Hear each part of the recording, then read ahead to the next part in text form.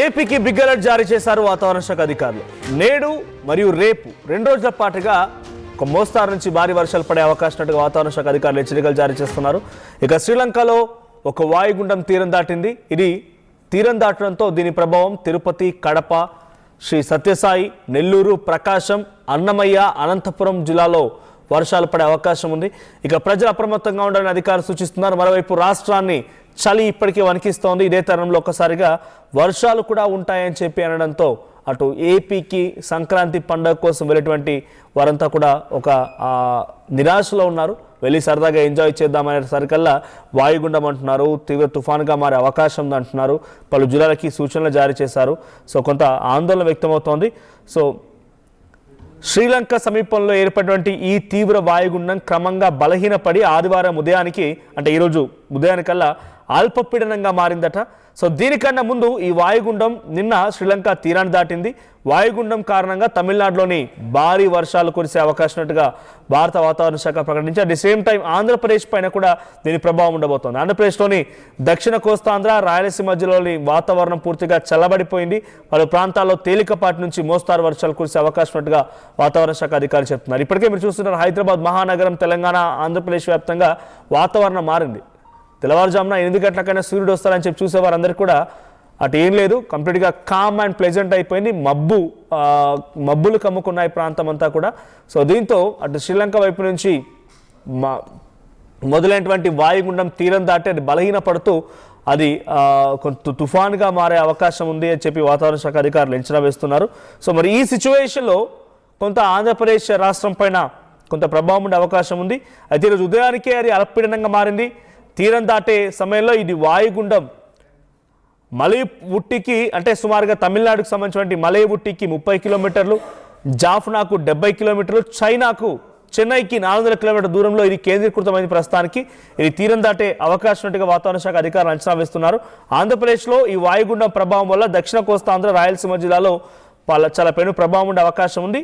ఇక రాయలసీమ జిల్లాలకు సంబంధించి ప్రకాశం, బాపట్ల, పల్నాడు పలు ప్రాంతాల్లో తేలికపాటి నుంచి మోస్తారు వర్షాలు కురిసే అవకాశం ఉందని వాతావరణ శాఖ, అమరావతి వాతావరణ శాఖ పేర్కొంది. అటు తిరుపతి, నెల్లూరు, చిత్తూరు జిల్లాలతో పాటుగా ఈ ప్రాంతాల్లో కూడా భారీ వర్షాలు కురిసే అవకాశం ఉంది. ఇక వాయుగుండం ప్రభావంతో ఇప్పటికే రాష్ట్రంలోని పలు ప్రాంతాల్లో మార్పులు చోటు చేసుకున్నాయి. చాలా చోట్ల ఆకాశం మొత్తం కూడా మేఘావృతమైపై ఉండిపోయింది. చలి గాలులు వీస్తూ ఉన్నాయి. వర్షాలు కురుస్తాయని వాతావరణ శాఖ అధికారులు ప్రకటించడంతో రైతులు కూడా తీవ్రమైన ఆందోళన వ్యక్తం చేస్తున్నారు. ఇక పంట నూర్పిళ్లను వేగవంతం చేశారు. అటు హార్వెస్టింగ్ కూడా వేగవంతం చేశారు. రైతులు వరి కోత మిషన్లు తీసుకువచ్చి వెంటనే ధాన్యాన్ని ఇళ్లకు చేర్చి పట్టాలు కప్పేందుకు సిద్ధమవుతున్నారు. మా ప్రతినిధి రామచంద్రరావు నాడు సిద్ధంగా ఫోన్ లైన్లో. రామచంద్రరావు, వాతావరణ శాఖ అధికారుల హెచ్చరికలు ఎలా ఉన్నాయి? ఏ ప్రాంతాల్లో వర్షాలు కురిసే అవకాశం ఉంది? ఈ వాయుగుండం అల్పపీడనంగా మారి దీని ప్రభావం ఆంధ్రప్రదేశ్ ప్రాంతం పైన ఎక్కడెక్కడ ఈ విధంగా ఉంటుందని వాతావరణ శాఖ అధికారులు చెప్తున్నారు. అశోక్, ఒకరోజు గడిస్తే చాలు, ఏదైతే వర్షాలు, అకాల వర్షాల వలన ప్రజలు, ముఖ్యంగా రైతులు ఆందోళన చెందుతున్నారు. ఇప్పటికే ఏదైతే పంట పొలాలు కోసి నూర్పులకు తెచ్చిన దశలో ఇది వర్షాలు కురిసినట్లయితే పూర్తిగా అన్నదాత నష్టపోయే పరిస్థితి ఉంటుంది. అయితే 2 రోజుల క్రితం నుంచే ఆర్టీవీతో పాటు వాతావరణ శాఖ హెచ్చరికలు జారీ చేయడంతో కొంత జాగ్రత్తలు తీసుకున్నారు. తాజాగా మనకున్న సమాచారం బట్టి ఇది వాయుగుండం నిన్ననే తీరం దాటింది. అట్లాగే ప్రస్తుతం అల్పపీడనంగా కొనసాగుతుంది. మరి కొన్ని గంటల్లోనే ఇది మరింత అల్పపీడనం బలహీనపడే అవకాశం ఉంది. ఈ దశలో ఎక్కువగా శ్రీలంక, తమిళనాడులోని పలు ప్రాంతాల్లో భారీ వర్షాలు కురుస్తున్నాయి. అలాగే ఈ రోజు కూడా ఆయా ప్రాంతాల్లో కురిసే అవకాశం ఉంది. ఇక ఆంధ్రప్రదేశ్ సంబంధించి రాయలసీమ జిల్లాలు కడప, చిత్తూరు, నెల్లూరు, అలాగే అన్నమయ్య జిల్లాలోని చాలా ప్రాంతాల్లో ఈరోజు తేలికపాటి వర్షాలు, అక్కడక్కడ భారీ వర్షాలు కురిసే అవకాశం ఉంది. ఇక దక్షిణ కోస్తా జిల్లాలో చూసుకుంటే గుంటూరు, పల్నాడు ఆయా ప్రాంతాల్లో కూడా వర్షాలు కురిసే అవకాశం ఉంది. ఇక అశోక్, నిన్న రాత్రి చూస్తే విశాఖలో కూడా అక్కడక్కడ చిన్నపాటి చినుకులు కురిశాయి. ఈ వాతావరణం ఉంటుందని ముందుగానే వాతావరణ శాఖ ప్రకటించడం జరిగింది. అయితే ప్రధానంగా వర్షాల కంటే చలి తీవ్రత చాలా ఎక్కువగా ఉన్న పరిస్థితి ఉంది. నిజానికి గత ఏడాదితో పోల్చుకుంటే, గత ఏడాది మాత్రమే కాకుండా దాదాపు దశాబ్ద కాలం తర్వాత అత్యల్ప ఉష్ణోగ్రతలు ఇప్పుడు ఏపీలో నమోదవుతున్నాయి. ఈరోజు చూసుకుంటే అల్లూరు జిల్లా, అలాగే పార్వతీపురం, మన్యం జిల్లాలో చూసుకుంటే నిన్న 2-3 డిగ్రీల సెల్సియస్ ఉష్ణోగ్రత కూడా నమోదైంది. ఈ పరిస్థితిలో ఒకవైపు చలి తీవ్రత, దానికి తోడు వర్షాలు కూడా కురవడంతో ప్రజలు ఇబ్బంది పడే పరిస్థితి ఉంది. అయితే ఈ సముద్రం అల్లకల్లోలంగా కూడా ఉండే అవకాశం ఉండదు.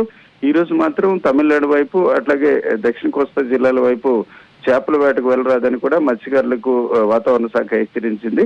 రేపటి నుంచి కొంతవరకు ఇది అల్పపీడనం ఈ రోజు పూర్తిగా బలహీనపడే పరిస్థితి ఉండడంతో రేపటి నుంచి యథావిధిగా సముద్రంలో మత్స్యకారులు చేపల వేటకి వెళ్ళొచ్చు. అయితే ప్రధానంగా ఈ రోజు మాత్రం దక్షిణ కోస్తా రాయలసీమ జిల్లాలోని కొన్ని ప్రాంతాల్లో మాత్రం తేలికపాటి నుంచి అక్కడక్కడ వర్షాలు కురుస్తాయి. ఇప్పుడు మీరు చెప్పినట్టు వాతావరణం చాలా ప్రాంతాల్లో ఆకాశం మేఘావృతమై వర్షాలు కురవడానికి సిద్ధంగా ఉన్నట్టు వాతావరణం కనిపిస్తుంది. ఇదంతా కూడా ఈ రోజు సాయంత్రం వరకు కూడా ఉంటుంది.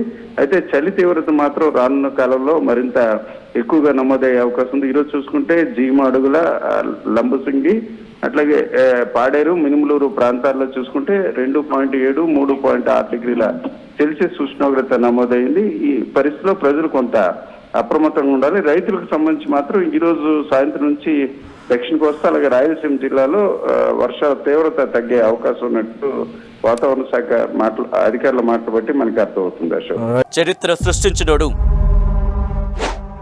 ఇప్పుడు ఆ చరిత్రని తిరగరాయబోతున్నాడు. అబద్ధాల గోడల్ని బద్దలు కొట్టి నిజాలను రాగా మీ ముందుంచబోతున్నాడు. నిజమైన వార్తల కోసం వెంటనే డౌన్లోడ్ చేసుకోండి రా యాప్ని.